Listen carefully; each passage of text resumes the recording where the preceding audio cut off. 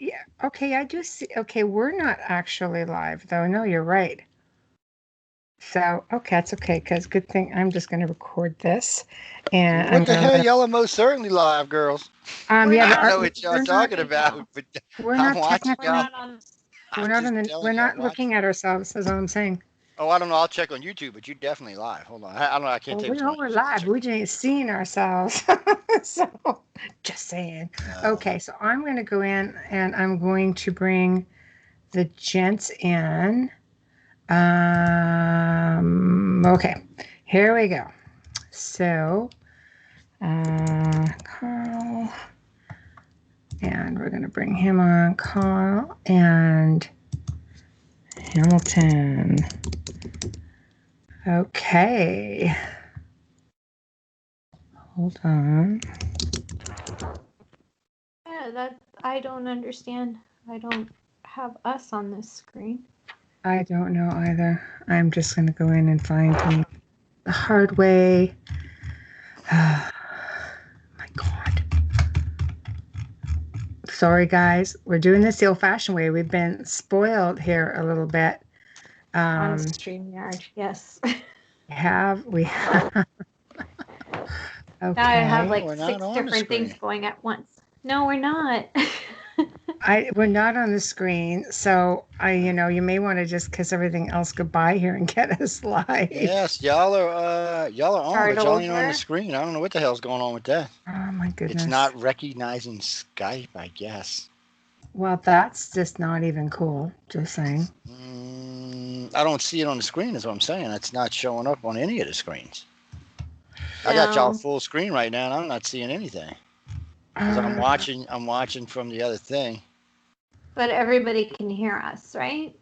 They should be able to hear us. Yeah, it's showing we got audio. Let me check. Hear. Let me check on the other system just to be safe. Okay. Always got to be some weirdness going around. Okay, so I'm calling 2 people right now, as far as I know. Yep, Okay. it's definitely an audio. I guess we're just not going to have video Okay, today. just want to make sure. That's okay, because I am recording it. Okay, now I can While bring y'all doing that, I'll Hamilton play in. with this guy. Yeah, that I man am says he recording can. this. I am. Okay, and here we go. We're just waiting on Hamilton. This is the old-fashioned way for us right now. So trying to get it all. This is dinosaur for us, actually. It's quite the dinosaur, but it's okay. Yeah, we're coming in loud and clear, but for some reason, it's just not showing the video. So I'm recording us, so it'll go to video and archive. Hi, Hamilton. How are you? Hey, everybody. Oh, we lost Carl. Hi. How are you? Oh, there he is. Okay. Oh, we're going to do this again, are we? No, we're here. All good. Don't touch anything. Just don't touch anything. I know. Technical difficulties. They're trying to work out this new system. So YouTube is on. It's audio only. I'm recording us here.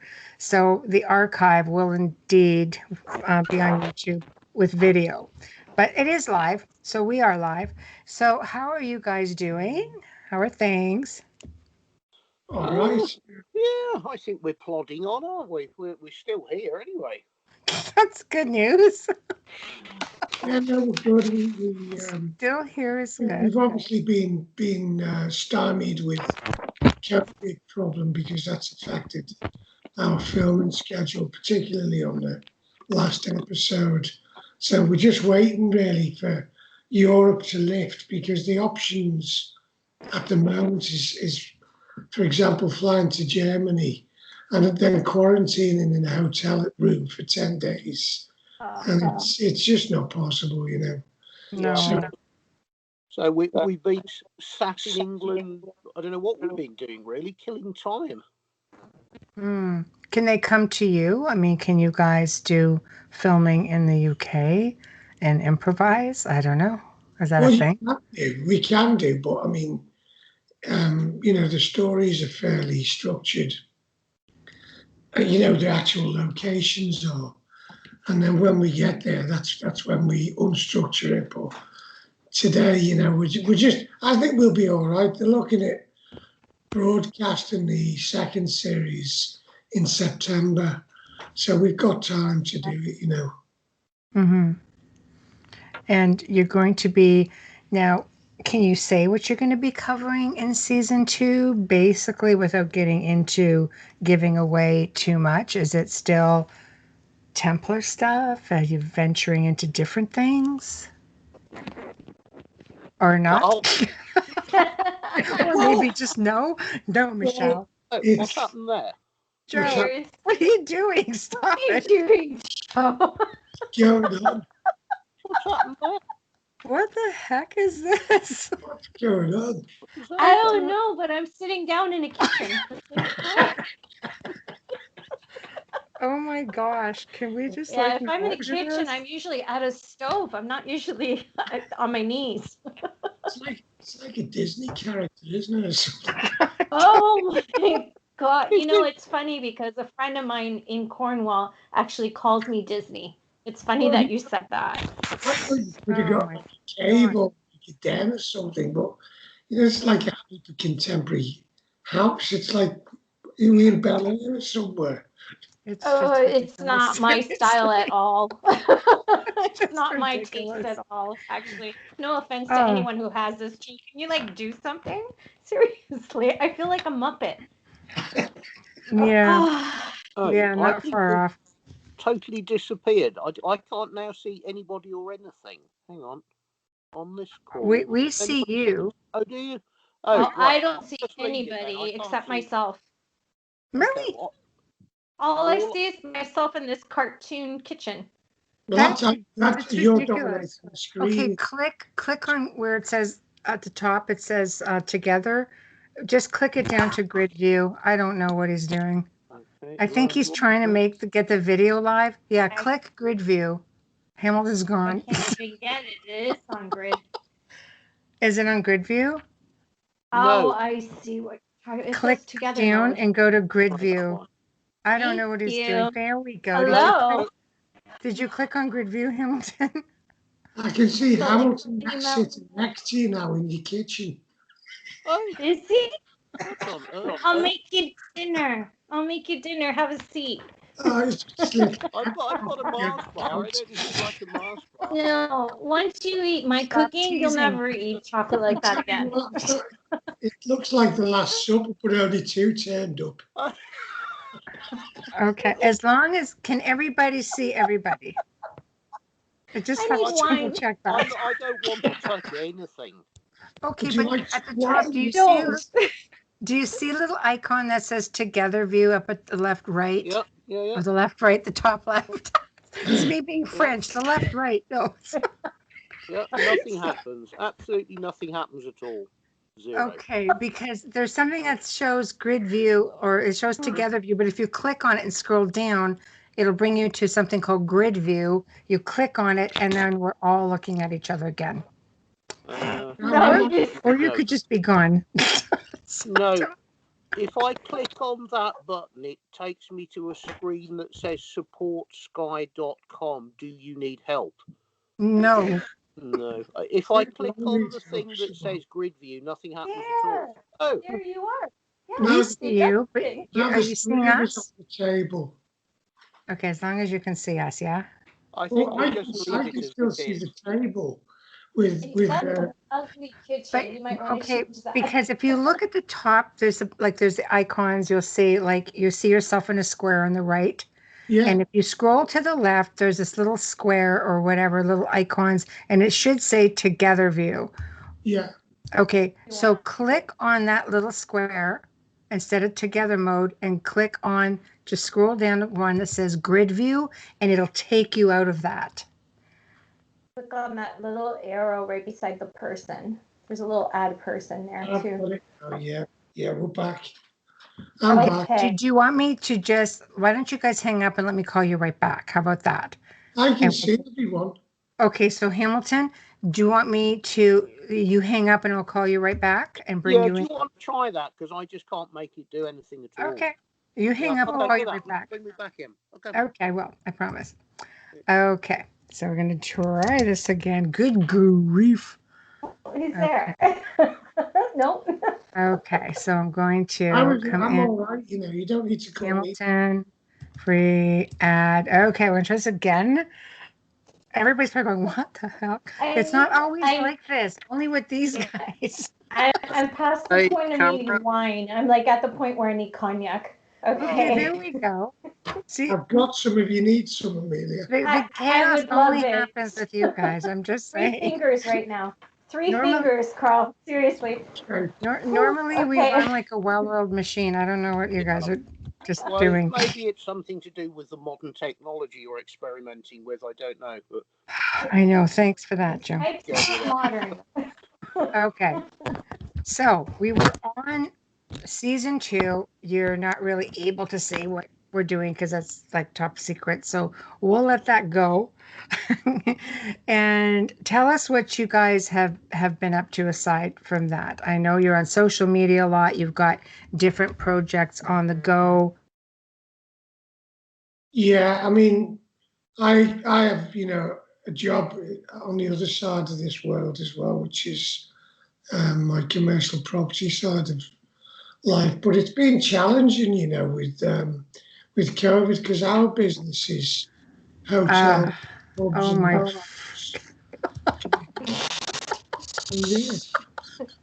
She disappeared. It's okay.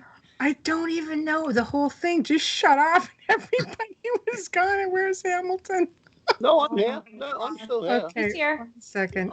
You might need to go to grid view now. So Carl was telling us about his job on the other side of the world. Okay. While you ghosted us. I'm just saying it's been tough, because I have commercial property interests, and it's pubs, hotels, and restaurants, and they're the very big sector that's been decimated with all the restrictions. So I've been impoverished the last year with no money coming in. Why am I laughing? Maybe you can sell one of those 50 Ferraris that you've got going there. Well, Pay the rent. I was going to say, people, don't believe that. He's doing all right. He's not starving. You're going to have everybody all worried about you now. They'll start a GoFundMe page for Carl. GoFundMe, Carl starving. Just send me dinner over or something, No, it has been tough, but actually, we're coming out of it now. It looks like it's starting to open up, and it's not just the business side of things. It's everyone's been down with it. The whole thing's been a bit of a very dark cloud over the place. Mm-hmm. So it's been tough, and I think people have learned to cook again because of this. Because all the restaurants are closed. People have either threw the dinners out the window. There's probably been a lot of divorces and relationships, and there's been a lot of. It's the worst. The pubs are closed. My house, everybody's gaining weight because I do cook. I cook all the time, so it hasn't affected me. But people are still taking out food here. I'm sure you still have takeaway going well there and strong. Well, I think people now, like just looking on YouTube, you can create any recipe as good as anywhere. There's that much information out there that you can find fantastic things, and it kind of it breaks the mystique of the takeaway, doesn't it? I don't know. I really miss dining out. I miss it because I cook every day. Yeah, it's a nice experience going out. I'm always eating out, so this has been just ridiculous for me. Not me. I'm the one that makes everything from scratch, including ice cream. So it's just I miss the experience. But I like really, really nice restaurants. I love pub food. Oh, I think we're actually live. Pub food too. Yes, we are. There we are. We're on video. Yeah. Okay, finally. Jeez. If it's of any interest to anybody, my kitchen is simply a room you pass through between the hall and going out of the back door. What happens in a kitchen is completely alien to me. Not a clue. Me too. It all seems so pointless anyway. When you can open a bag of something and eat it and throw the empty bag away without creating washing up or mess or inconvenience. I don't really think okay, I'm not that bad, I have to say. No. I'm just not fond of the kitchen per se, but that's only because I'm not really domesticated at all. We're polar opposites that way. We're opposites. Yeah. I know. I'm cooking like what? That's Cook? it. Yeah. What? I cook for Michelle. Yeah, it's like I don't want to cook. Why would I want to do that? That's just like when I could go to a restaurant. So, okay. So before we get all the listeners just going mad, so what is going on? So Hamilton, what have you been up to? Well, the sort of the excuse me, the projects that we've been approached with for sort of that might get us over to America. I mean, just an awful lot of background reading, background research, and just sort of, you know, looking at whether it's a viable thing to get involved with, and it's all looking pretty good at the moment. You know, I think both me and Carl have been looking at it a little bit skeptically to start with, but the more you get into it, the more interesting and better it appears to be, fortunately. So that's pretty good, really. Mm-hmm. So the amount of time you can actually spend looking for sites and just sitting reading the basic background information before you can even start something. I mean, honestly, it takes over your whole life. It really does. I mean, so it's not the end of the world that we've been locked in, or you simply would never have time to do it. We are itching to get over to Wisconsin now, you know, to actually start examining the site and, you know, seeing whether it comes together with what we've been looking at. And yeah, there's a lot to explore about the place, you know. Mm-hmm. Yeah, so it's just a matter of, well, you know, getting us, how soon can we actually get over there? What's the interest level from TV? Are they going to let us loose and crack on with it? Which hopefully they are. I mean, it really does look a very, very interesting project altogether. Mm-hmm. So this will come in off the heels of completing season 2, or are you just going to start both feet in with this new project also? Well, season 2 is an entirely separate. And, you know, this is another avenue, or be dealt with and treated with the same sort of level of detail and excitement that we've, you know, kind of put together with Lost Relics 1 and hopefully Lost Relics 2 or whatever it's called. But, you know, it's all in the same. It's in the same track, really. You know, it's all exploring the roots. It all goes back to the Templars. That's the field we're in. That's what we're looking at. And you know, I think we could find some amazing things there.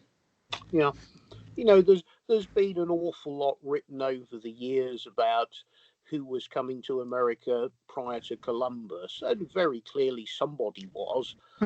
But, you know, why should there be something in the middle of a forest in Wisconsin that is completely alien? It doesn't look to be a Native Indian construction.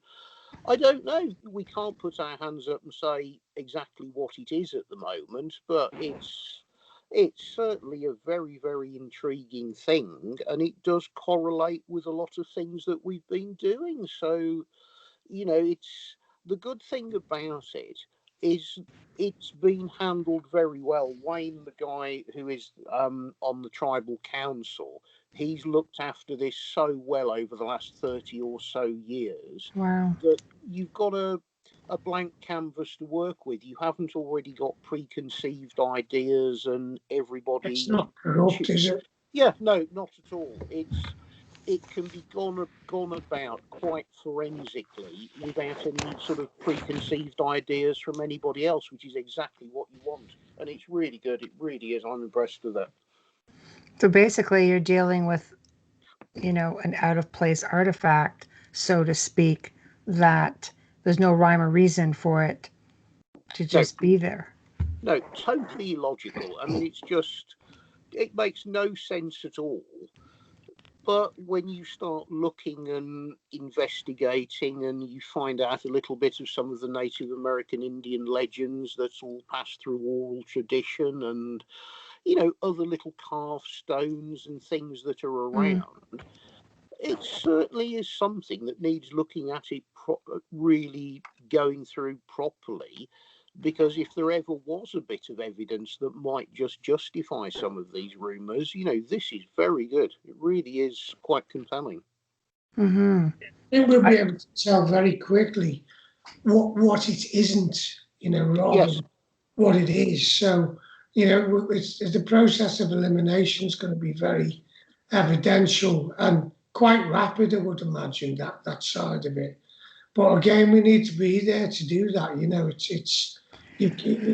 Your photographs and film are brilliant, but when you're actually or you're holding an object, you read so much more information out of it, and that's what we need to do.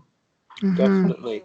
And I think the angle, as Carl is saying, to go with this is rather than just make the decision, we've decided it's Templar, completely forget about that to start with. Look at every other permutation that it could be, and sort of start striking a few things out, which I think will be quite easy to do.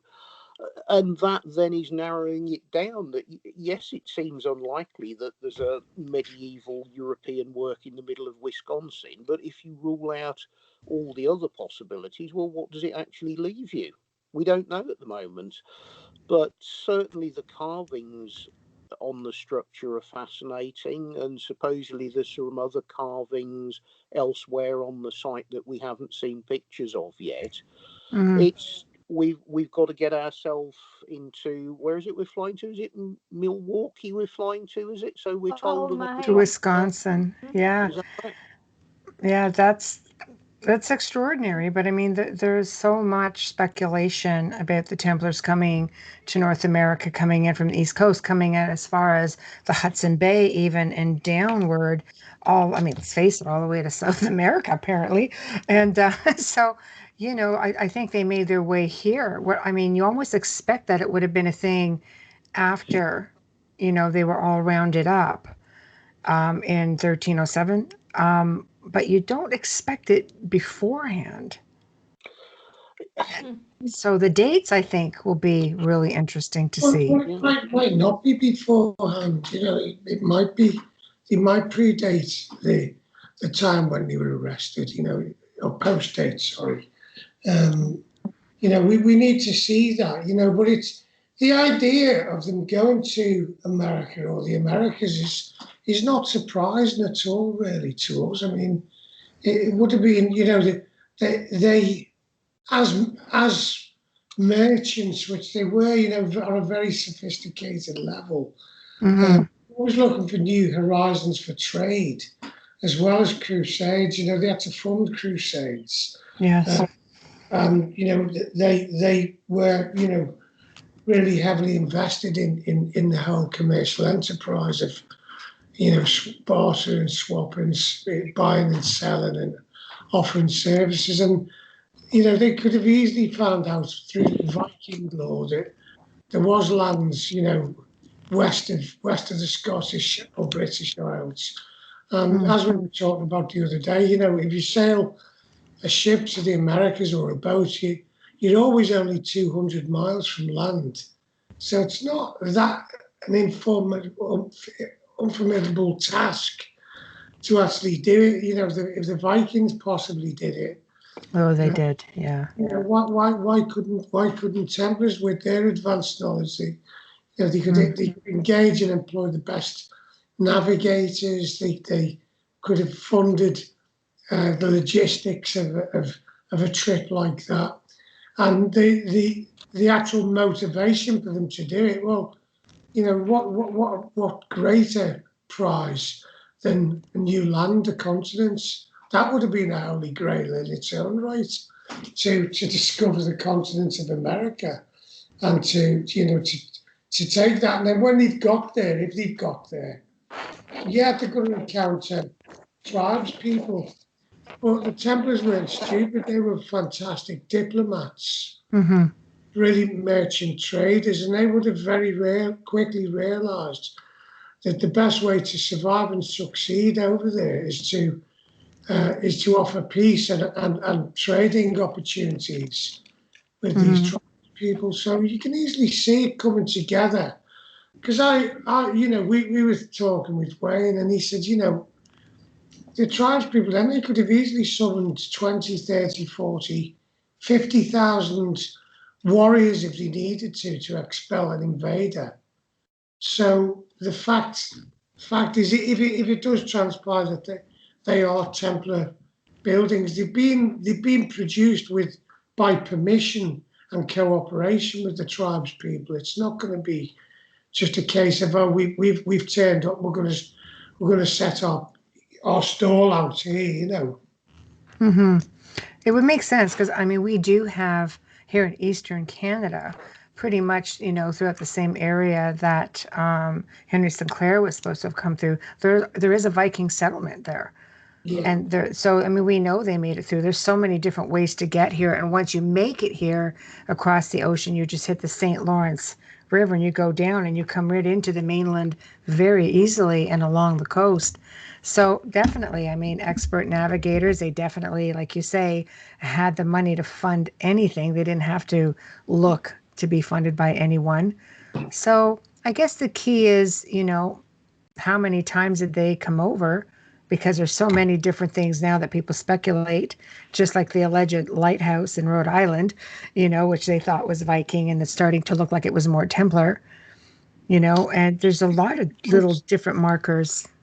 If you think about Normandy in France, yes. that was a Viking stronghold. They raided that, eventually took root in Normandy, and became Normans, and became French as we would look at them, but they were Vikings. So that knowledge that they had, the navigational knowledge of the places they'd been, that would have transferred into that part of the world, and the nobility would have been part of that, because they would have eventually become regional nobility, and that you can easily see, with the Templars being of French noble origin, how that information could have, infused within the order, and they wanted to take advantage of that.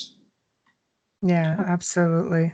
Well, you've got other angles to look at as well, because the sort of the Norse people were heading really out west because that was where the richest cod fishing grounds were. But totally separately, the French fishermen from around the Brittany area, they were fishing the same cod banks at the same times as the Vikings were.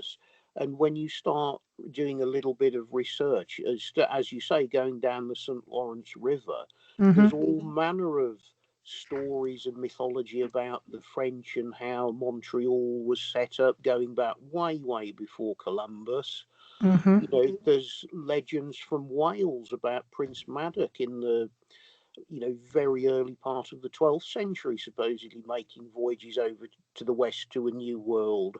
So it's not only Templars, there are other nationalities, and not cultures, but other groups of people that it's certainly worth having a look at their stories, because whoever it was, somebody has got themselves down through the St. Lawrence into the Great Lakes, and then they've still had to cross, probably 150 miles by foot to end up in the middle of Wisconsin, so just the whole story is quite fascinating. It's fair. Without the lock system as well. That's right. How did they do that? Yeah, exactly. So I don't know. Did they? When you look at where the tribal settlements were in what you'd now say is Wisconsin,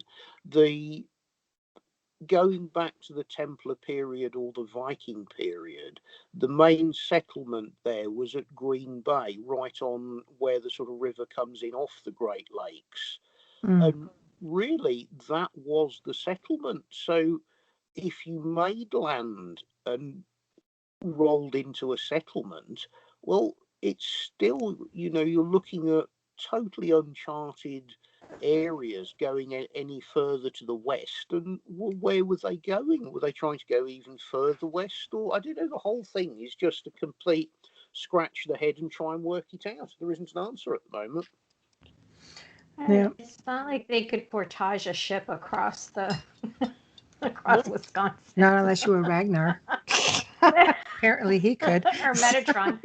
Well, But, actually, it's like... when the Templars went to Tomar, they took smaller boats up the Tagus to go inland with shallow drafted boats.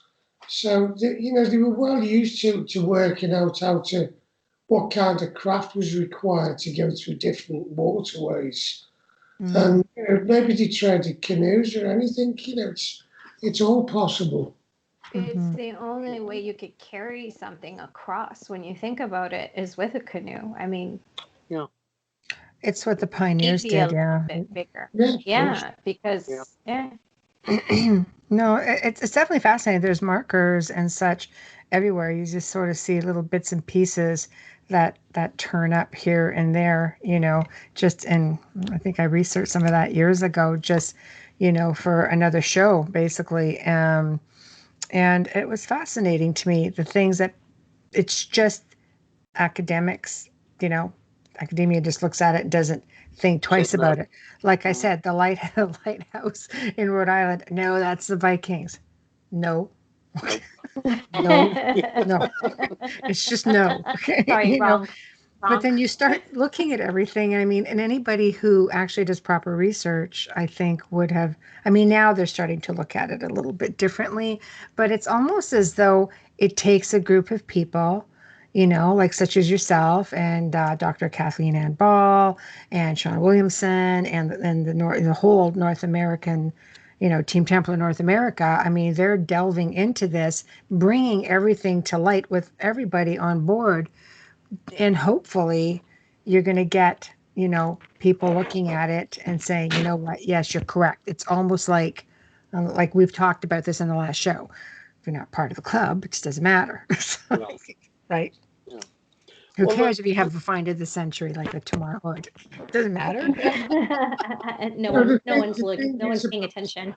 Yeah. You look at what we've done with the Tomar Horde. We haven't got that and then tried to tell the world or everybody else what each item does and what they were used for. We've passed it over to other people to conject and to put their spin on what these items might have been used for. And I think that's the best way to treat this story in a way, is that if we get to the stage where we're doing the series on it, people are going to be bringing information to us about it, and it's going to build up the knowledge base. That's really going to give strength to it. It'll kind of write its own direction, I would imagine. I think you guys are doing it the right way, for sure. Well, the thing is also it was Sean who made the introduction. But from sort of having him on board as somebody who works stone full time, me and Carl can look at a cross somewhere. Yes, it's a Templar type cross, but the difference being Sean can come along with the stonemason's eye. Well, how is the stone weathered? Is that natural weathering? Is it caused by ice? How is it carved? Is it chiseled? Is it ground? Is it picked like the method the Vikings carved with? It's a slightly different angle that he can put onto it, because he understands the mechanics of, this structure and the carvings on it. He could make it. So he can look at it from the stonemason's eye and the sort of the aging of the stones and understanding the climate conditions and how granite would degrade, and look at, is that 300 years worth of decay? Is it 1,000 years worth of decay? Again, we don't know till we can get him there. So basically, it's just a matter of working with different minds of like, shall we say, in their own top of their, respective fields, and seeing what they can bring to the table to validate, what you guys need validated. Yeah, I mean, it's funny when you think how we first did about this. Well, we didn't. We met Wayne in Scotland when we was filming one of the episodes for Sean. Sorry, pardon me. Sorry, Sean. The delusional. It's all the food he's not getting. He's starving. It goes to the brain after a while. Don't start me. It was great because we were filming up in Scotland, and we were actually staying in this fantastic little castle called Kilmartin Castle. Oh, it was brilliant. We had the whole castle to ourselves. They rent this castle out, the couple that own it, and they've done a really nice job on it. It's like a boutique house, castle, hotel. It's not massive. Nice. And they brought a resident chef in for us because you come back. Well, it was brilliant though, because you're coming back after like a 12-hour film, and then you get home and you're like, what's cooking? And then nice meal to stick to your bones. And then fortunately, I brought up a case of red wine. Very nice. Hamilton brought some whiskey with him, and we spent quite a few nights with Sean talking about what he's done and what we were doing, and that's how this whole thing started off with the Wisconsin thing. But it was a great environment to sort of incubate this project, Mm-hmm. It was very just relaxed. You were sitting chatting just out of interest. It wasn't like a sales pitch to try and land a deal or land a show. It was just bouncing ideas around that we're all doing. I don't know, it was just nice to sit by the fire, have a whiskey, and I don't know, can't remember anything else really. Well, I heard from a little bird that's why Carl has to put a gym into his new home. Everyone needs a COVID gym now because we've all had loads of wine. I mean, I must have put about 1.5 stone on this year, because the gym that's over 20 pounds. You don't look it. Well, I feel it, but it's anyway. I'm back running to try and burn it off, but it's a lot harder to get rid of the weight when you've been a lazy wallop lying around drinking wine and having big dinners, Not a bad life. Just puts you out of your misery. Not you don't a have to bad think life. about it. So, The only thing that I found wrong with the place is that it's quite isolated and it's a major trip to get to a shop. So at breakfast, there wasn't any bread. And the lady who was the chef, it was like, I don't know, she made the bread herself. And it was like, oh, it was ever such a funny taste. Didn't like it. Oh, that would have been my weakness, is the bread. Yeah. Awful. It wasn't in a package. No, it wasn't processed. Again? You like your bread processed. Yes, I want bread. I was in the polythene. He wants them chemicals. He needs all the E's in it. And he needs a no expiration date on it. I mean, I don't think I'd ever had bread that like a person had made fresh, like just before they serve it. I didn't know what it was. I just found it the most peculiar taste. The spatty. Oh my god! I thought there was something wrong with it. You are adorable. Just like, Just give him Wonder Bread. He's easy to please. That's easy to please. You could shop at a corner store and feed Hamilton. Easily. Yeah, no problem. Yeah. Did you see him waving his chocolate bar around? It's chocolate bar. Yeah. You need to deep fry that. Yeah. Oh, God. But no, I mean, that was how the whole American Templar, Wayne, Wisconsin thing came together. And then we had a Skype call with Wayne And he just came across as a really nice guy. I mean, no pressure, no trying to sell us a story or anything. It was just, well, this is what we think we've got. How do you guys feel about having a look at it? And the other big thing with Wayne is, he's been a detective. He's investigated like 30 years, I think. 500 murder cases. So when you're talking to a bloke like that, you're not dealing with an idiot. You're dealing with someone who's very pragmatic and clinical. And that gives us great confidence that, No, he's very nice. He knows his stuff. He had messaged me after Sean's show, and just a delight to speak to. Like, he's just, giving away very little, but just like, they really need to see what we're working on. I'm like, okay. But I mean, also they've been in touch. They've got Gretchen Cornwall is part of the crew, and I mean, she knows enough. She's been up to the site and had a look at it, and I mean, she's been over in Europe and seen plenty of places and plenty of carvings, and to her eye, it's really good and certainly worth vesting her time into it. So I mean, it's sort of everybody that's involved with it has really looked at it almost quite cynically to start with. And everybody's come back after doing their little bit of research with like, you know what, this really could be something fabulous. So it's just a nice little compact group of people.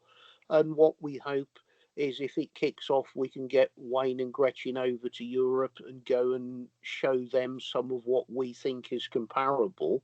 Take Sean and let him describe the sort of construction methods and the carving methods and see how we can tie it all together.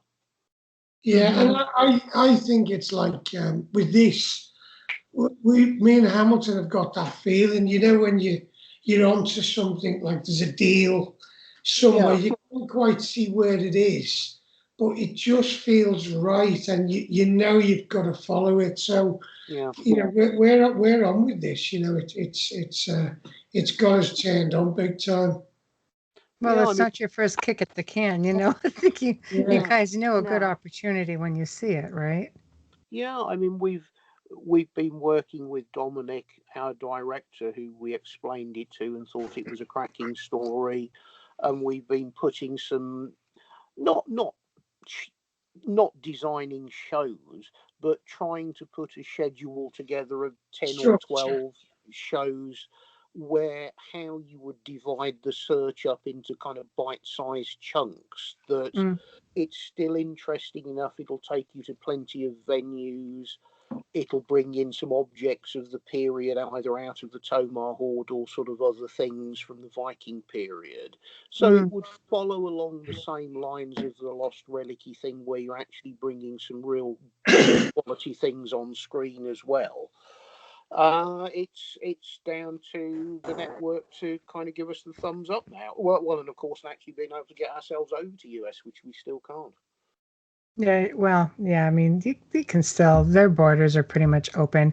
We've got a couple of airports in the country that are open. Worst case, come here to Niagara and we'll throw you on a boat and just put you across the river. Okay. Seriously, not even freaking kidding. It's a 10-minute ride. Go right across. If you go to Vancouver, Washington, you could drive just right across. There's nobody's watching the border. They could walk across the bridge and nobody would stop them. You could walk across the bridge here. It's not ridiculous. You'd be in New York. It's like, wow, here we are. And it's in free, just taking no time at all to get there. So it's literally Michelle's backyard. Like, she's not far from there at all. So No. I enjoy the falls every day. It's beautiful. Yeah. Well, so I mean that's probably the main thing that's been keeping us occupied for probably the last 6 or 8 weeks, because it sounds quite simple, but what you actually have to do behind the scenes to get it to the point where it turns into a viable prospect that somebody's going to fund is an enormous amount of work, and I don't think people realise quite what you have to put together. I've been through many productions, and yes, but from the start to finish, the concept, the idea coming to fruition with full funding and a full team and the full schedule, people have no idea It is a monumental feat to have it done. And then, especially from overseas. It's not just the network, it's not just the producers itself that come together with casting and a network. Now you have to make sure it can be syndicated. Because if it can't be syndicated, everybody, even the syndication companies, like in your case, Discovery picked you up, then they had to agree for season 2. It's like, yes, we'll syndicate it. So now all of a sudden it's a thing. It's just very convoluted. Everybody has to agree, which is usually UK, United States, and Canada. Yeah. Those are your 3 main players. Yeah. And I don't think it's as easy now. Going back, I think there were TV executives who could just say yes or no and commission a series. But I think these days it goes to somebody's committee, then up the food chain to the accountants, then up to the marketing people. And there isn't a person who can just actually go, that's a great idea, let's do it anymore, unfortunately. No, not anymore. So, and but it's an adventure. In the meantime, you get to just keep researching it, and you get to just keep looking and doing your homework. That's half the fun. Definitely. I mean, it's been an opportunity to start looking at some of the Viking voyages and what they were doing, which, I think we knew a little bit about, but certainly not as much as we do now. And just putting it together, looking at what Viking constructions are left, what they were doing with stonework. It's just a very interesting kind of intellectually stimulating thing to do. I mean, actually, when we were filming Series 2, we can't really tell you what we were doing with it, but what's interesting is all these different eras and cultures and parts of history, everything feeds and weaves into each other. It's all obviously it is related, but you wouldn't believe how much things cross over and how much cross-pollination of knowledge and history passes through to different areas, different tribes, and different countries. It pops up all the time. You keep getting surprised. You go, well, it's how is that possible? But it does. It's we've seen so many things clicking together, and when you're doing it, you just go. You can't even work out how it's so simple, but it is, just things just work and they come together in an amazing way. And we've seen it so many different fields, quite diverse subjects, When it's effortless, you're on the right track, right? Yeah, I mean, we can't really talk about what was in the programs, but if you go on the Facebook group, you can see a photograph of just about everywhere we've been from every angle. We have. I love the pictures that you guys post.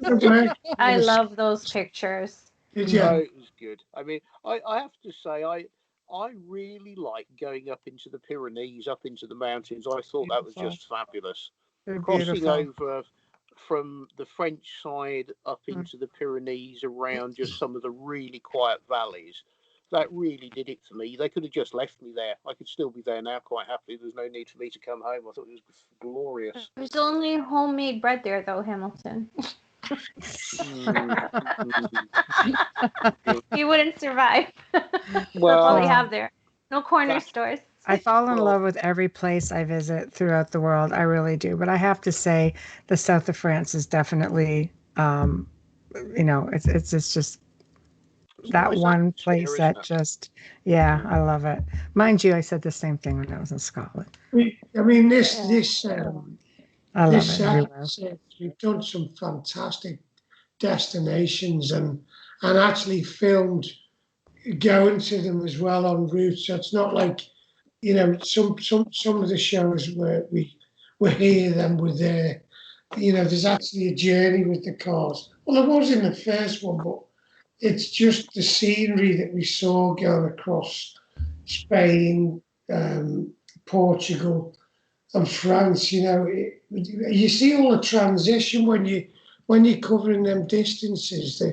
The landscape changes and skin color changes on people. There's different tribes and the food changes, and and you can see in small increments, and you know, you realise how borders affect, you know, affect diet, and you know, you go over a hill. Everything. It's all cultural. Yeah, you go over a hill and you're in Spain, and you go the other way and you're in France, and there's a totally different lifestyle going on. There's different methods of decorum, architecture's different, food's different, attitudes are different. It's amazing, isn't it? Yeah, it even is. Colors. Yeah, exactly. Yeah. You know. I complained about the food in a whole variety of countries. it particularly offended Italians, I found, when you go back. Amelia would be so now. offended. Careful now. She would be so offended. Nah, I'd make you a burger if that's what made you happy. Slap it on the frying pan. I make good burgers. Okay, but I can do that. I don't just cook Italian. I can make you a burger if you want, or a roast, whatever. Yeah, burger would be good. I'm probably the only Italian that rarely eats pasta, so. Okay. Yeah, I'm there with you. I'm not a pasta fan. The other thing that I think probably works, because the locations are spectacular, the way that even the simplest drones now can get the most fabulous quality filming, although we've kind of got the most basic equipment, some of the shots just look like proper big budget Hollywood films from a helicopter, because you've got the drone chasing the car through the hills, or you're spoiling the mystique now. It's fabulous. It's fabulous. It's really good. We were supposed to have like a €6 million copter following us with big cameras. You just told everyone it's a Walmart drone. I mean, you know, you're ruining the job. Yeah, you don't need to do that anymore. It's so nice and simple. You know, easy on the budget. Yeah, no, it is. I mean, it does add a lot more dynamic to the actual, you know, shots come together. Even with putting GoPros on cars inside and outside, and you know, we have to sometimes we have to go down the road about 3 times or 4 times sometimes to film it from a different angle. I think you get fed up with that, don't you, Hamilton? Oh, it drives me bonkers. Repetition. Yeah. Can you say that again? Walk by, put your hand up, do the hero shot. Oh my God. You know, say that back in a up just a way? little bit. Hamilton does a lovely hair shot.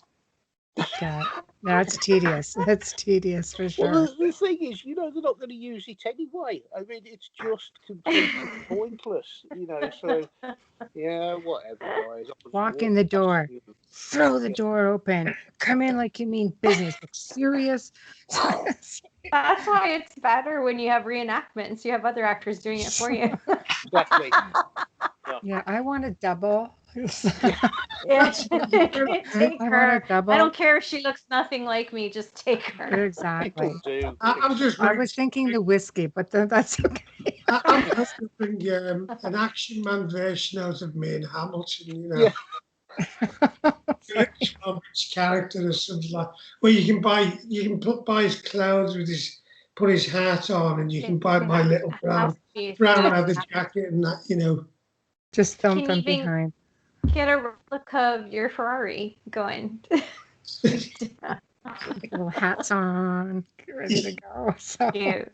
I think visually, it's probably stronger than the first series. I think the locations and the actual crafting of the shooting, it really does look like a fantastic, massive budget thing.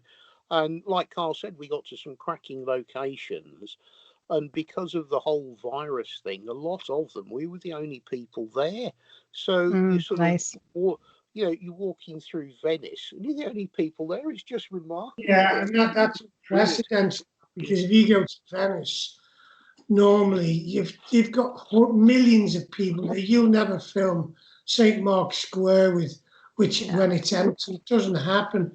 The only downside is we did we were doing a shot and thinking, oh, it's going great, this. And the next thing, some single person would walk in with a mask, you know, don't want masks on. Reshoot. We do it again. But it was unique to be in Venice and for it to be so quiet, And clean. Probably the only time it's been clean. Yeah, the water.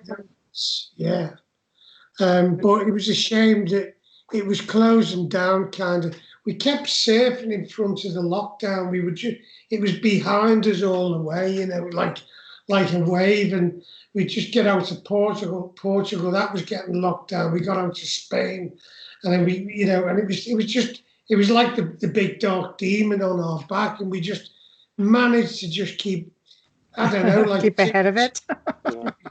Yeah, and it was quite stressful, really, because it was in several countries. It's like you're trying to do 3 days worth of filming, and you got 24 hours to get yourself back to the port and get out. It was so intense.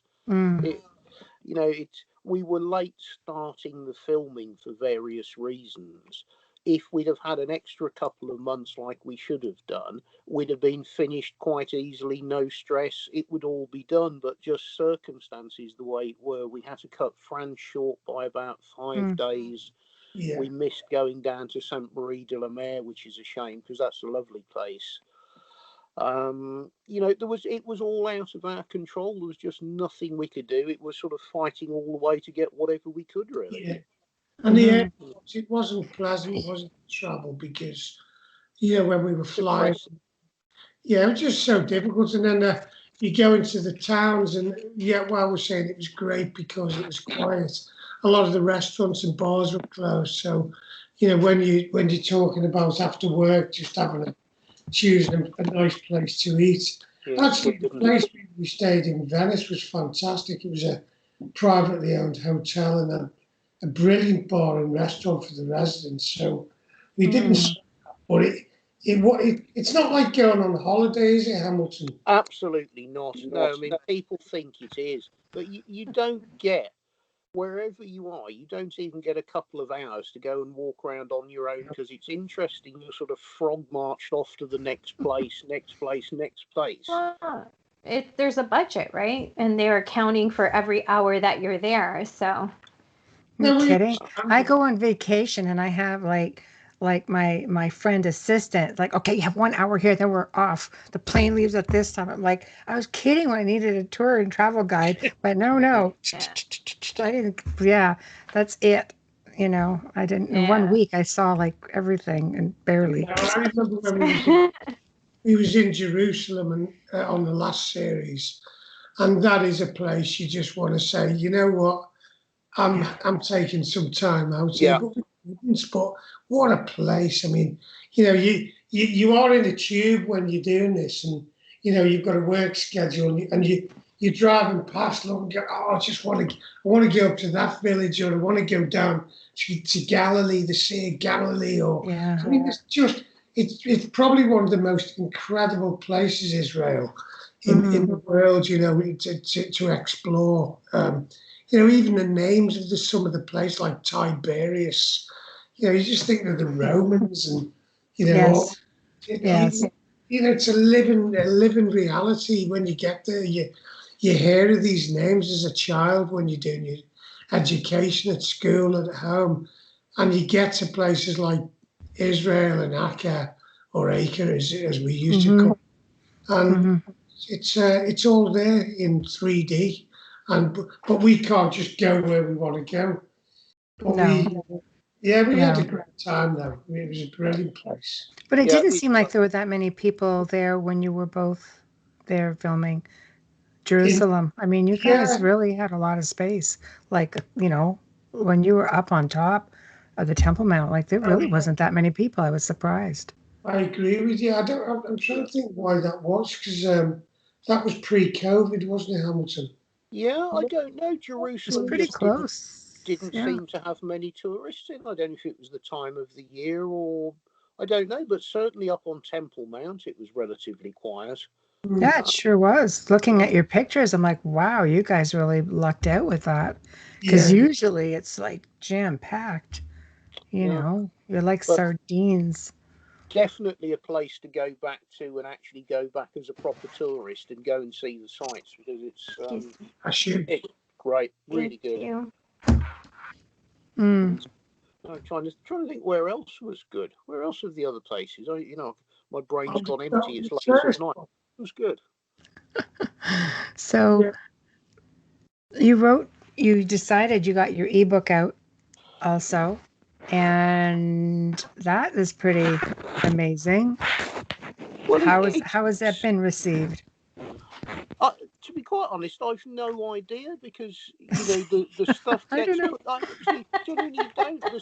stuff gets listed on Amazon and the other selling platforms, and you have no way of checking how many have been downloaded, what the interest is, nothing. All you get apparently in 3 months' time is there's your statement, and this is what Jeff Bezos is taking, and there's nothing left for you, pretty much. Oh, okay, you're not wrong.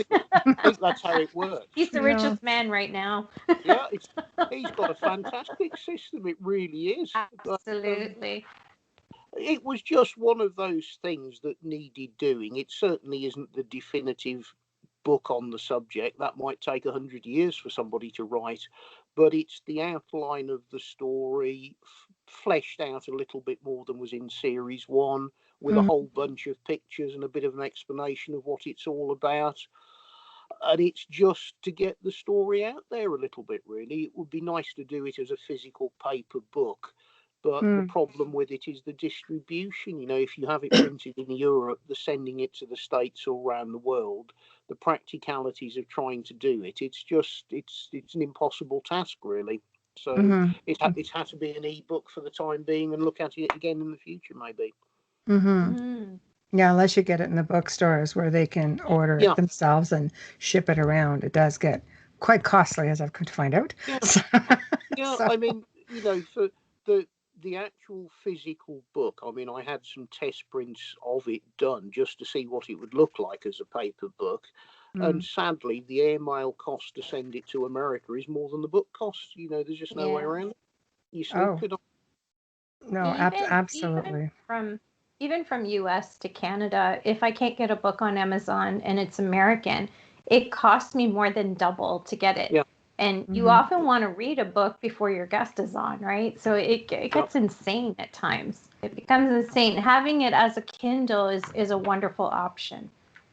It's easy, and once you've actually got it listed, it just sits there for eternity. It's forever. The job is finished. I don't know. We'll have a look in 3 months or 6 months' time and see how popular it is. Honestly, couldn't even guess. I have no idea at all. You just can't check. No, it's true. You have to wait for the statements. You might be able to print it, put it in print, and sell it on the network eventually when the show's international. Well, that would have to be the way you would need to do it, I think, as part of the show and bring it in under the show format. Because then if you've got some support from whatever the network is or the production company, you've got far more chance of actually getting a distributor, because that's the difficult part. It's not the writing it or physically producing it. It's getting someone who can flash it around the world for you is the problem. It's expensive, the good old postage. I mean, I'm glad it's done. It's not ideal, but it looks okay. It's the first attempt I've done at getting something like that. Oh, looks great. Looks great. So you guys have some relics to share with everyone. Who wants to get started? Come on. Show and tell. That's not Folgers. What is that? So that's 10 minutes to Folgers.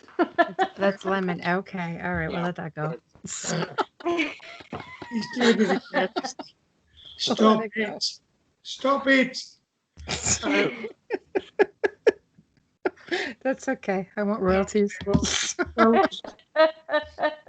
Yeah, I mean, there's loads of things. We've got quite a lot of choice really when we're looking at what to bring on, and I picked 3 items that they're not like what we call a rock star items. The rock star items are chalices and swords and helmets, and everyone everyone wants them, but actually it's some of the other ones that tell another story and a different side to the temples and what they were at. So the first one I want to show you is the amethyst.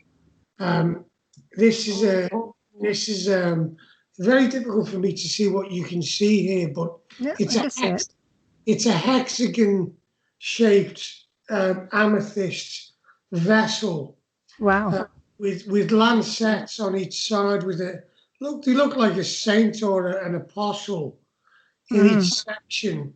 And underneath on this, there's a bezel here. And on each facet, on one, you've got a Templar cross. And then the next one, you've got the Chi-Rho. And it repeats itself. And then underneath, there's like the flower of life symbol. Wow. You're looking at, first of all, yet again, an exquisitely carved item, which, the people think, the Templars, they were brutes, they were, just warriors, and they went into battle, and that's what they did.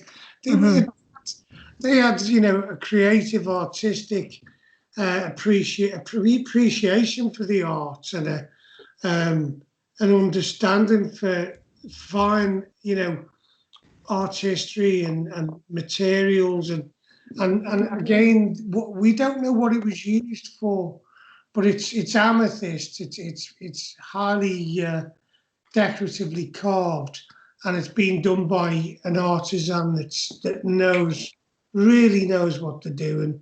It's quite heavy, actually. What are we talking about? It's about 2.5 inches height by a diameter of an inch and a half. It's been bored out in the centre, and the inside of it is really highly polished and very precise. It's almost as if it's been on a lathe and they machined it, but it was hand done. It might have been done on a hand lathe. They did have sort of lathe systems, tools to do, but the outside, I don't know whether if we can get some light on it. Let me just see if I can. Would that have been difficult to work with? Because I know with the chalice, it would have been almost impossible to carve. A lot softer than obsidian. Yes. I don't know if you can see anything. Yeah, we can see that. Yeah, wow.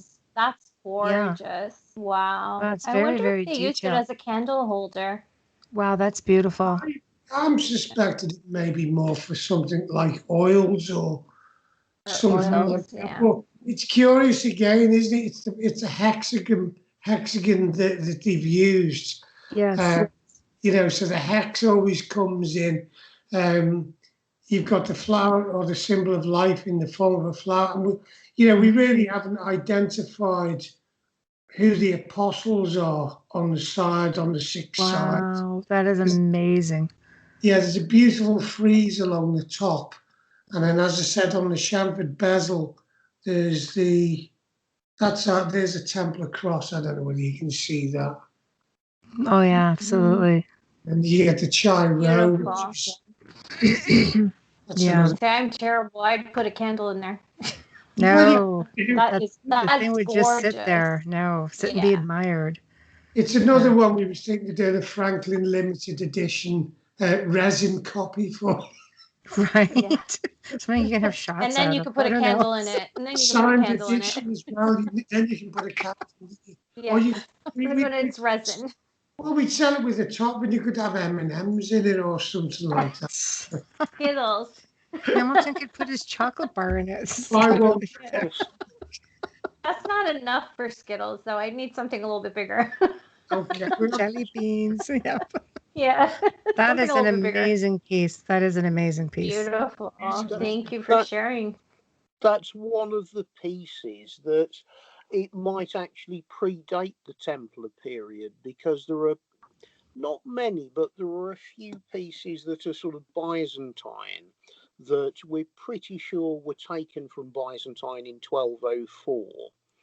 And it's not impossible that could be 7th, 8th century, possibly.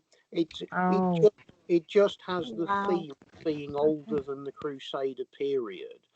And at that time, it really was the sort of the pinnacle of the Byzantine Empire, where they had their craftsmanship was probably the finest in that part of the world.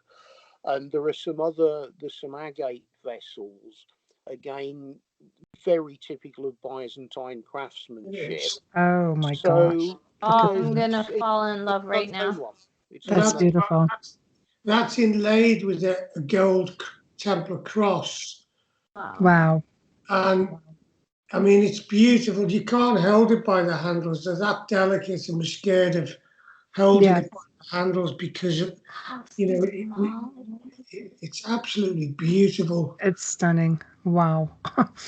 That's beautiful. It's again, another fantastic piece. And once again, it shows that the Templars were really appreciated, craftsmanship. Which piece is it, Carl? I can't actually see a thing. This is the one with the two. This is the one with the two ears on it. Okay, the little Skiphos type vessel. Yeah. It's agate, isn't it? Agate. Yeah, it's black agate, and again, that one is one of the pieces that I suspect is a little bit earlier, and then the actual Templar crosses inlaid in gold were probably put in the 12th century when they took possession of it, or 12th, 13th century. But no, that's a very, very nice quality thing. Really good little piece. That is very, very delicate. There was this one, Hamilton. This is beautiful. This is another one with a Chiro gold. Oh my gosh! Center. Look at that. And then on the side, it's difficult to see, but there's I see them interspersed with the Chiro and the Templar cross. Wow. Again, that's beautiful. Exquisitely beautiful, highly, prized items we don't know what they were used for, but, they weren't used by brutes. These are sophisticated people who had taste and style, and, they appreciated all these things, and it's evident here. It's not, it's there to see. It's not all just about swords and swimming. Big flagons of ale and wine. Well, if you think about it, Templars came from all walks of life, and they brought their skills with them. Yeah. There was a place for everyone within the order. And you look at just some of the pieces you guys own, and that is essentially a prime example and proof that there were like amazing artisans and all of that, Well, within the order. Not only the artisans themselves, the general appreciation throughout the whole order of what was quality and what you'd perceive as fine quality art in those days. Mm-hmm. Because sort of 99% of the people in the world at that time were making do with the most basic sticks or wooden bowls and wooden vessels. Mm-hmm. It was just inconceivable for the normal man of that period to be able to have luxury items. The world didn't work like that. It was subsistence, or you made it yourself. The tiny proportion of society that was able to buy that type of item, you're really looking at sort of church level money or regal, definitely. The average most people had wooden food bowls. You'd have wooden vessels because wood is ubiquitous, and it doesn't take big skills to do that. But you just look at how delicate they are, and they still manage to withstand the test of time. They exist, right? Well, that's the thing. They exist, and really, firstly, they shouldn't, because they're so delicate. Mm-hmm. It's wherever they've been since they were manufactured. whatever countries they've passed through before they ended up in Portugal, whoever has had them throughout their whole existence has always valued them. Nobody has done anything careless. Because, I mean, honestly, you'd only need to knock that off the floor and the handle's gone. I mean, they are so delicate. You know, it's they've been appreciated throughout however many ownerships they've had over the last 1,000 or so years. No, they're amazing. Look like pieces they would use for anointing oils. I think so. Yeah, especially the double-handed one. That's just something in a ritual. On the amethyst one, it is quite possible that there's a lid missing off this. Maybe a gold lid. We've got an item with a lid that simulates the mosque, isn't it, Hamilton? Is it the Alaskan mosque? The gold dome. There is another agate vessel that's like a little more like I don't know how you describe it. It's more like a sealed perfume jar or unguent jar. It's got a gold top on. It's got a little dome gold top on with a tiny little cross. And I don't know, it's not impossible to believe that it's replicating something on Temple Mount. It's of the right period. And very similar to what Carl was just showing you there, it's an earlier agate piece that again has got gold inlays on it from the Crusadery Templar period. So all of the vessels really do tie in together remarkably well. Like ancient time souvenirs. Yeah. To the Holy Land, yes. I've just got to do a quick. I've got to do a quick station ID. If you're listening to us, you're listening to The Outer Realm with Michelle DeRoche and myself, Amelia Pisano, and the two amazing Carl Cookson and Hamilton White are here tonight with us on 107.7 FM or 105.3 FM. In New Orleans, we are United Public Radio, and this is partially sponsored by Folgers Coffee Crystals. Thank you, Folgers. Thank you, Folgers. Hey, thank you, Folgers. There we go. Thank you. Attaboy, Hamilton. Just get right in there. I remember this time, I remember. I'm pretty sure they make tea. There we go. Actually, before Hamilton shows you, I'll show you my Folgers coffee choice of vessel for this evening. Thank you. I almost fell off my chair. Wow. That is just... That's exquisite. Wow. Yeah. You can't even speak when you look at something like that. Now, what is this piece, aside from the obvious that it's a chalice for Folgers? You know all about it. So I can't even see what you're holding up. It just looks like a nothing. It's the chalice. You know, the one that we referred to with the chalice held by the character in Short Cathedrals at Melchizedek. The one we're under contract not to show on screen before the program gets sorted. No, that one. No. This one holds. This one. No, Hamilton. That's the same one. That, last time when we showed it, and I said, "You all right with showing it on the other show?" It's the same one. I've lost track. And we're special, so we get to see it, along with 2 million other people. So. I can't actually see. Honestly, I can see nothing on my screen at all other than a little tiny picture of me. And I've gone. Have I? No. You're going to have to replicate those hats on your site as well and sell them. Yeah, talking about products that go with shows. I was just killing time before you rang us up and sprung up on one of the Facebook messages on one of the Oak Island pages or groups. There's a guy who actually makes Oak Island scenes out of Lego. I mean, it's just astonishing. That's gotta have you know what? we're in a pandemic. People are stuck at home. We're getting creative. So, next thing you know, they'll be making chalices with Lego. So we're locked up. I would love to see a Lego version of me and Carl. That would be fantastic. I don't know if there's any small could happen. children listening with Lego, but or maybe bobbleheads. That could be a thing with a little chalice and a little hat. Yeah, there's got to be creative people. If somebody has dreamt up doing Oak Island in Lego, I think they ought to do me and Carl and some kind of car holding a chalice. That ought to be a competition for you. Simpsons character. That's it. Can I make a suggestion, Hamilton? You should write a children's book and your adventures together of you and Carl towards, geared towards children so they can learn about the history.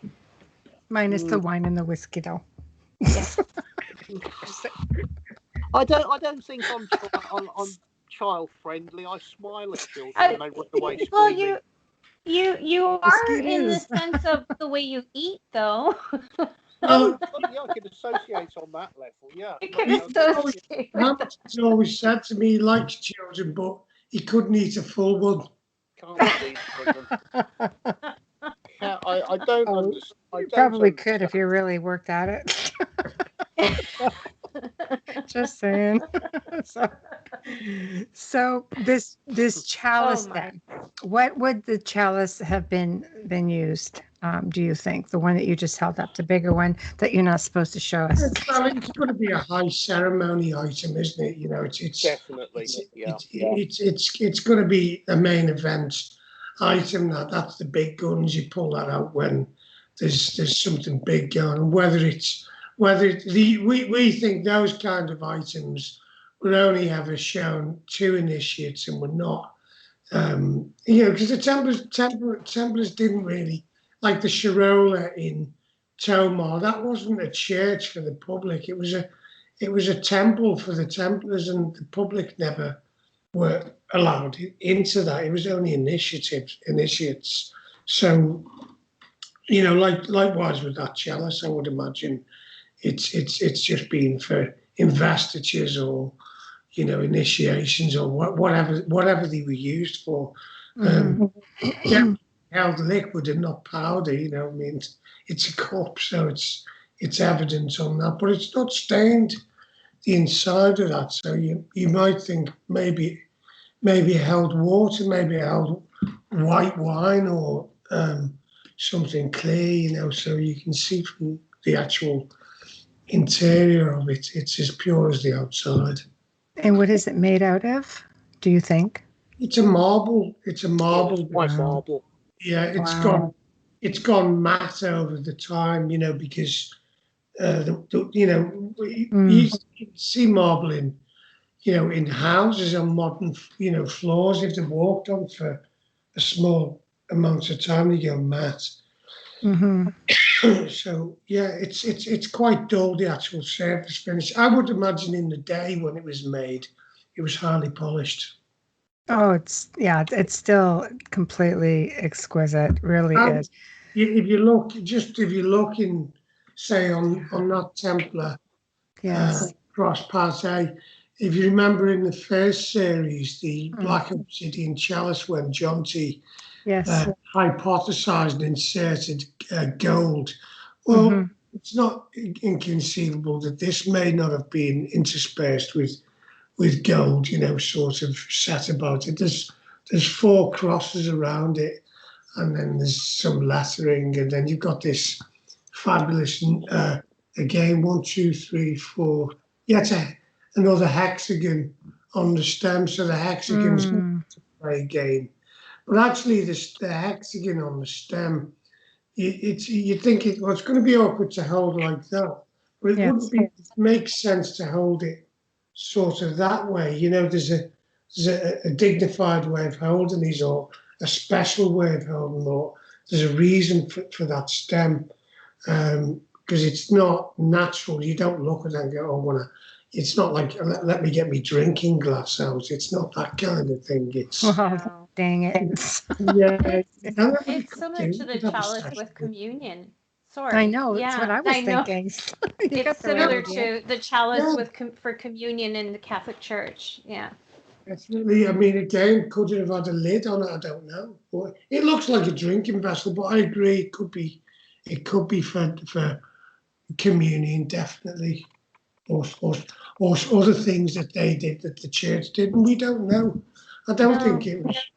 Well, And answer this then maybe. Would a grandmaster have had more elaborate cups or utensils, let's say, than, everyone else? I mean, I would only imagine ceremonially they would have right, done, because I think the vows were across the order, and right. if you start getting the Grand Master getting chicken dinners and the lads Yes. on the battlefield are just getting I bread and have gruel. I have to That's ask because some people, would maybe wonder, was there a type of hierarchy, just like you would have, like the king, for example, like the head of the order, would he be, you try to tell people, no, it really was very humble. it was Everybody was like, lived pretty like even keel. monks. They lived like monks, and when you talk about just for example the accommodation, when they lived in a keep in a castle or that, Hmm. they would have just had a chair and a bit of a fire. They wouldn't have had fancy furniture or items. They'd have had coffers and chests to Hmm. store important chattels in, and sword boxes. But they didn't. They didn't say, "Oh, let's get some nice lighting, torches," and everything was practical. And we need a carpet. Let's get an Orbison carpet. They wasn't into that sort of stuff. And Hmm. if a Grand Master was seen to be having fine wines and dishing out rubbish wines to his lower minions, I think that would completely discredit and completely Hmm. destroy any credibility for the integrity. I'm sure the guys at the top lived as pious and as humble, modest life as Minimalists, basically. pardon. Minimalists. Yeah, they were. Simple. They survived on good food. One funny thing about the food, we was talking to a guy. It was Tim Wallace Murphy years ago when we went to Telmar. He said one of the things the Templars were, they used to live longer than a lot of the general population, and people speculated why. And one of the things he said was they always meticulously washed their hands before food. It was almost ritualistic. It wasn't just, I'm just washing them to keep clean. It's ceremonially, and because like when you get a shower or a bath, and you come out and you just I know your body's cleaner, but it's more than that. There's something about anointing yourself, completely immersing yourself in water, that when you come out, you there's a feeling of elation there that comes out of having that process occur to you. And maybe when they washed their hands, there's something going on. And besides that, logical and natural health benefits of not contaminating your food, because if you're holding bread and bread and stuff like that, grains and porridges, but very simple food. But just like Cistercian monks, they live on very basic uncorrupted food. Because the more you corrupt or process food, the more you destroy the nutrients out of it. So they, again, you see, they knew that. It's like the Romans when they were marching across Europe. They took grain with them. They didn't take cattle, because grain is the best superfood for transporting. You don't have to feed it. You can add liquid and make porridges. You can make soup with lentils and barley, and you can feed an army on grain. Logistically, you can move it, and the Templars would have probably, had that knowledge for battle. For the logistics of going on a crusade, you need to carry food, and certainly you're not going to be carrying cows and trailing cows and sheep behind you, or goats. And they probably did get some when they got to local areas where they could trade for some. But they probably just have very simple food, and I think the good thing is the wine side of it. That's biblically okay. Yes, it would be. Simple sustenance. Yes, it would be. It wasn't only that.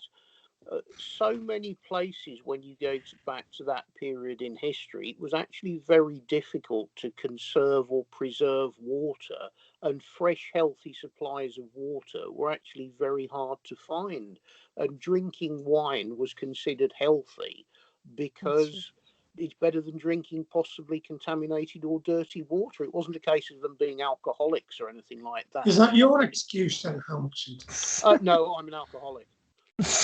I don't have any. I wonder. I like that honesty. My dad was a winemaker. He would have loved you. I wonder if that's a lot of the health benefits as well as the organic wine. All the benefits, the just the red grapes right there, and yeah. Well, some of the oldest vineyards and the oldest sort of continual use of vineyards actually goes back to the Templar period. You've got some specific vineyards in the Lebanon which date to the Templars, and you've got some vineyards in Cyprus, and they're still making exactly the same blend of wine. Yeah, Cypriot wines. And they're not really like what you would call the normal wine we're just drinking. They're more like sort of sherry type wine, sort of fortified wines. But it's the same recipes, the same soils and types of grapes that we used the thick end of 1,000 years ago. So they understood. Amazing. And they were cultivated. I think it's the Bekaa Valley down in the sort of Lebanon area. But I did actually get somebody to find out for me, with my own curiosity. And I did order a crate of, I forget I think it's called Chateau Moussard, but somebody actually drank it. So I haven't got any left. Oh, that's what happens when you share. You just have to get another one. You have to hoard it.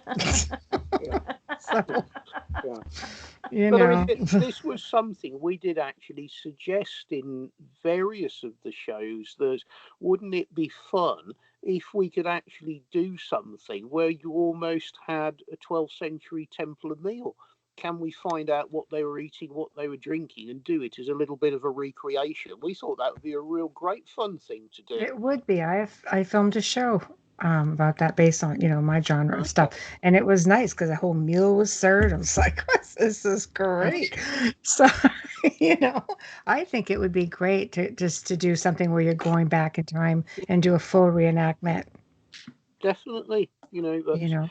We bounced so many ideas across of what we thought would come across brilliantly, but not everybody shares our views. But I don't know, maybe we can do it in something else, maybe. No, we have to wait till you hit like season 5, then you get a little bit more creative control. So you can do whatever you want. Yeah, well, I want to do a traditional meal in America, so I can just go to McDonald's and stay there for a week. Oh, I can't eat at McDonald's. You don't want to eat at McDonald's. Why not? Not in any country. Sorry, McDonald's. Not that I would ever take that sponsorship. There's a time and place for McDonald's. I mean, I don't eat them all the time, but when I do have one now and again, I love them. And I'll tell you what is amazing is their breakfast sandwiches.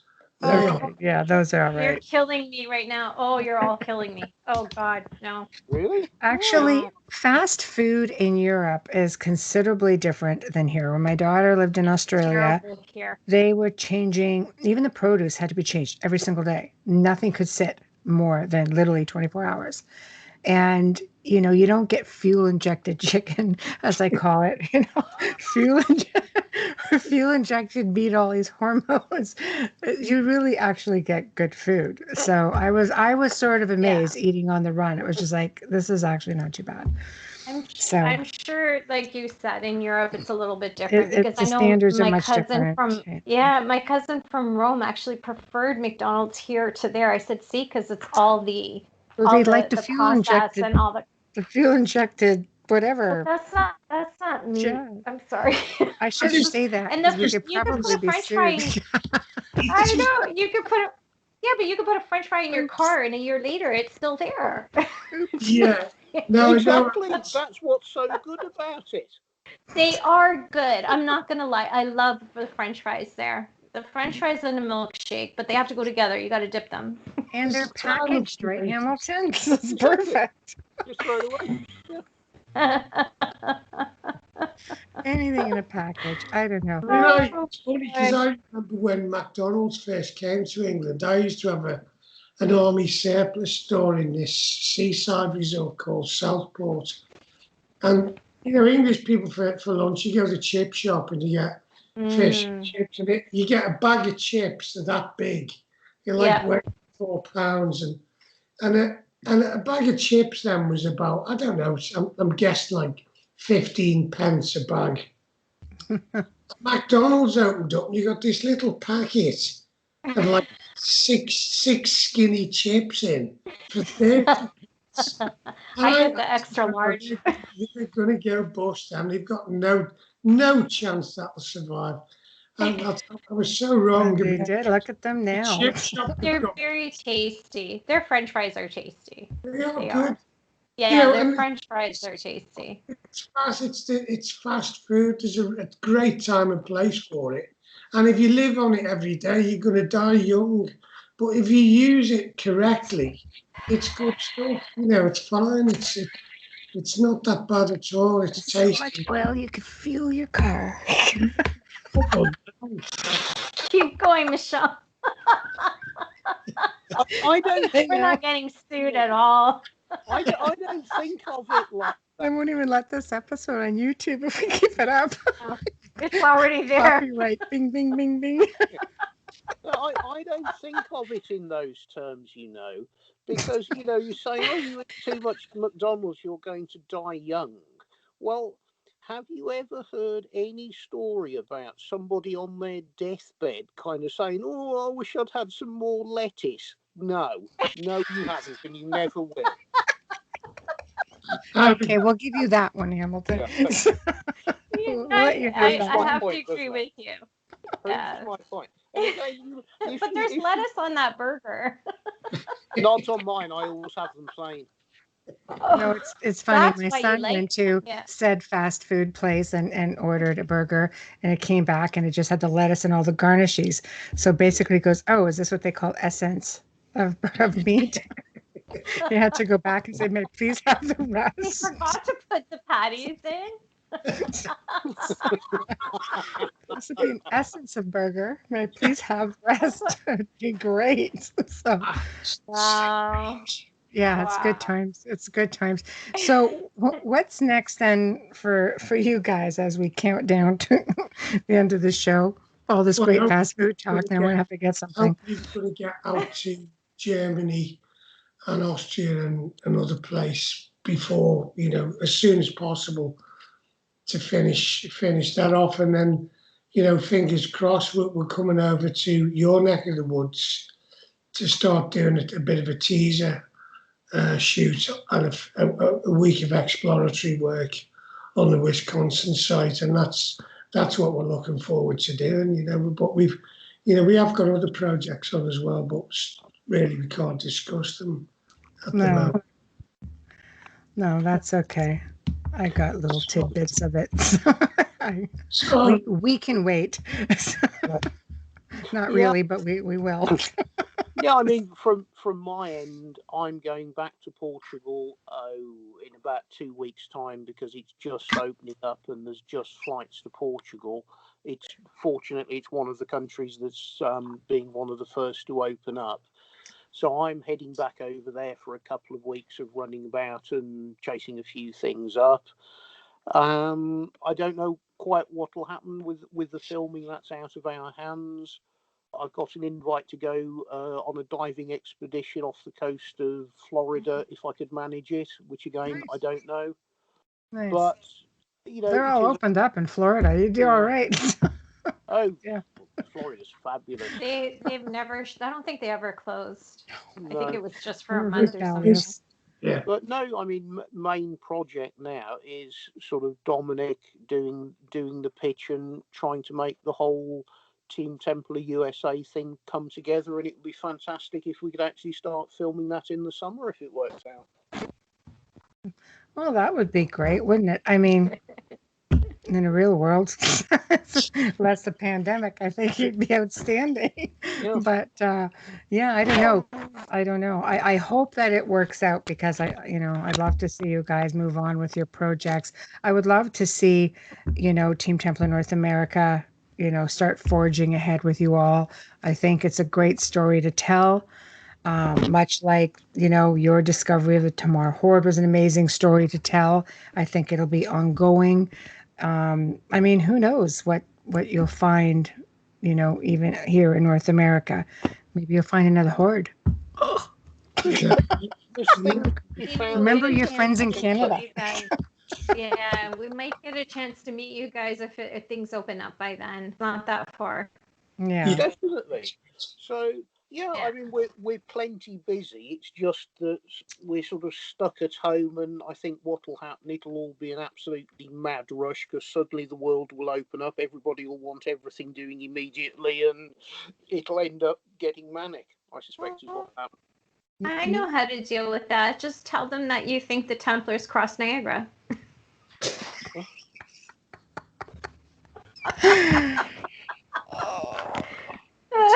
We'll just float you down the river. It's okay. Actually, if we could float you down towards Lake Erie up to Lake Huron and make your way all the way to Wisconsin that way. You never have to touch land. Portage your way across. Yes. Cigar boat. This is like a Ferrari on water. So. Yeah. Yeah. I might actually be able to arrange that, actually. Someone who's got one of those puppies. Yeah. Yeah, I like the cigar boats. Fantastic. Great. You got Carl. He's ready. He's in. They raced it in Florida, actually. I used to see them in Florida. I lived in Florida for a few years in the 80s in Clearwater. What a place that is. I can see why people go there. It's got everything, that place. It's brilliant. It's got many little blue-haired people living there now. Unlike the 80s. What do you call them? The snowbirds. Snowbirds. Some people will say snowbirds. Other people will say zombie apocalypse. Some people will say there's all kinds of different. I'm just repeating what I heard. They call them the pale ones. Yeah. Yeah, there we go. So send the heat mail to the producer, not me. And just relaying things I've heard. I can't. I'm Italian. I can't relate to that. So I don't know. I'm just saying. So different times. I loved it. There's that. Thrived in the 80s. It was a great time.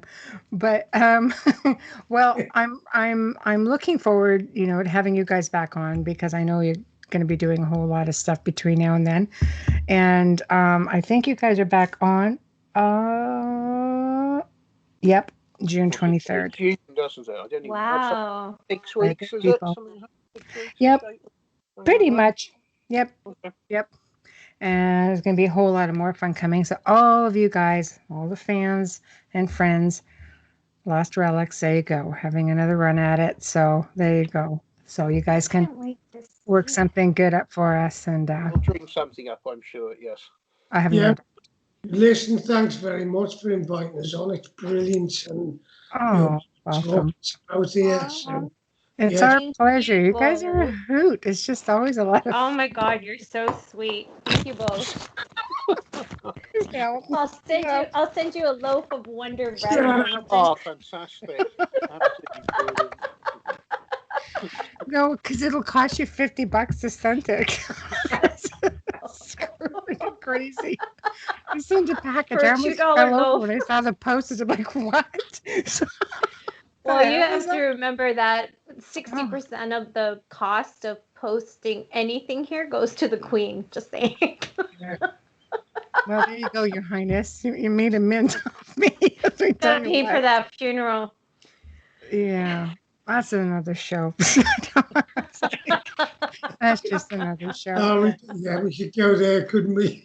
Oh, very we could. easily, Yeah. very, very easily. Yeah. I know. We'll leave that right there. But guys, thank you for coming on, and I'm looking forward to your posts. So I do watch them when they come up. I've not been on social media a whole lot lately, just trying to, get onto lighter feelings. Just Yeah. Oh, That's good. so much Yeah. Well, look, see you again, guys, and thanks again. Thank You're you. Thanks, welcome. thanks for everyone for listening. Thank Really you. appreciate it. Nice one. Yeah, take care, everyone. All right, Nice one. guys. Bye. Take care. Bye. Well, we have come to the end of another fantastic segment here in the Outer Realm. Guys are amazing. Big thank you to them. It's always such a pleasure having them on. It's always a lot of fun. Everything is just in fun. Nothing personal. Again, sorry, send the hate mail to the producer. But huge thank you to Folgers Coffee for partially sponsoring tonight's show. Hopefully they'll have a drink in that chalice. Anyway, big thank you to Joe. And please remember to stop by the UFO Paranormal Radio Network and on YouTube, along with UFO Gods and Extraterrestrials, a new channel by the network. Subscribe and you get double the fun. While you're at it, please feel free to go to our group page on the Outer Realm and also on Instagram. If you are interested in being on the show, and I'm really getting a lot of emails right now, so I apologize. It does take me a little bit of time to get to everyone. But just message us at the outerrealmcontact@gmail.com. The outerrealmcontact@gmail.com. If you want to see a guest on, if you're interested in perhaps joining us, let us know. Please know we are booking into the end of the year. So tune in next week as we welcome two more amazing guests. Wednesday night brings Morgan Daimler back to the show, and she will be discussing fairies and pagan portals. And oh my gosh, there's just like a wealth of information on it. Yeah, people have requested her back. She's back. Thursday night is the return of Payne Andoff. He'll be discussing alien abductions, astral projection, and a whole lot more.